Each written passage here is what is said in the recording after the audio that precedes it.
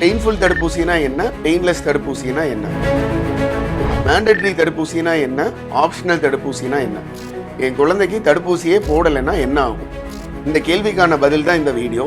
வணக்கம், நான் உங்கள் குழந்தைகள் மருத்துவர் doctor Andrew. Making a parenting simple. இப்போ பெயின்லெஸ் தடுப்பூசிக்கும் பெயின்ஃபுல் தடுப்பூசிக்கும் என்ன வித்தியாசம்னு கேட்டிங்கன்னா, அந்த கக்குவான் இருமல் இல்லை பெர்டூசிஸ் அப்படின்னு சொல்கிற தடுப்பூசியோட காம்பனண்ட் வந்து ஹோல் செல்லுலார் காம்பனண்ட்னு சொல்லுவோம். அந்த ஹோல் செல்லுலார் காம்பனண்ட் போடும்போது காய்ச்சலோ வலியோ வீக்கமோ ஒரு 2-3 நாள் இருக்கும். அதே காம்பனண்ட் ஏ செல்லுலராக போடும்போது இந்த சைடு எஃபெக்ட்ஸ் மேக்ஸிமம் இருக்காது, இருந்தாலும் கொஞ்சம் கம்மியாக இருக்கும். பட் இது ரெண்டுக்கும் என்ன வித்தியாசம் அப்படின்னா, காஸ்ட் ஒரு 50-70% கூட இருக்கும். பெயின்ஃபுல் வேக்சினுக்கும் பெயின்லெஸ் வேக்சினுக்கும் இதுதான் வித்தியாசம். இப்போ மேண்டேட்டரி தடுப்பூசினா என்ன, ஆப்ஷனல் தடுப்பூசினா என்ன அப்படின்னு கேட்டிங்கன்னா, கவர்மெண்ட் பரிந்துரைக்கிற எல்லா தடுப்பூசியும் கண்டிப்பாக மேண்டேட்டரி தடுப்பூசி, கண்டிப்பாக எல்லாரும் போடணும்.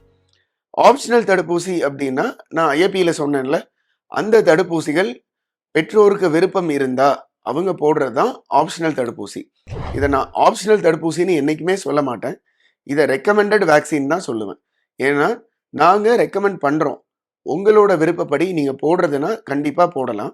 போடும்போது ஸ்கூல் ஆப்சென்டிசம் கம்மியாகும், குழந்தைங்க சஃபர் ஆகிறது கம்மியாகும், இதனால மிச்ச குழந்தைங்களுக்கு பரவுறதும் கம்மியாகும். நிறைய பெற்றோர் சொல்கிறது, சார் என் குழந்தைக்கு நோய் வந்து நேச்சுரல் இம்யூனிட்டி வரட்டுமே, ஏன் சார் நம்ம தடுப்பூசி போடணும்னு கேட்பீங்க. ஸோ மீசல்ஸ் அப்படின்னு ஒன்று சொன்னேன்ல, மணவாரி அம்மை, இது 9 மாத குழந்தைக்கும் வரலாம், 9 வயசு குழந்தைக்கும் வரலாம், 19 வயசு குழந்தைக்கும் வரலாம். லட்சத்தில் ஒரு குழந்தைக்கு இதோட பாதிப்பு என்ன அப்படின்னா SSPE, அதாவது சப்அக்யூட் ஸ்க்ளிரோசிங் பேன்என்கெஃபலைட்டிஸ். இது வந்தால் 19 வயசு குழந்தை மெதுவாக மூளை வளர்ச்சி டிட்டோரியேட் ஆகி 3 மாத குழந்தை வளர்ச்சி மாதிரி வந்து கடைசியில் இறந்துருவாங்க. இதுக்கு உலகத்தில் ட்ரீட்மெண்ட்டே கிடையாது.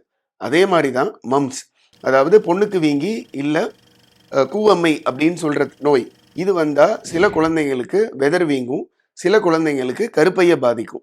இந்த மாதிரி விபரீத ஆபத்துகளை தடுக்கிறதுக்காக தான் நாங்கள் தடுப்பூசியவே ரெக்கமெண்ட் பண்ணுறது. நீங்கள் கேட்கலாம், வேக்சின் போட்டால் என் குழந்தைக்கு நோய் வரவே வராதா அப்படின்னு.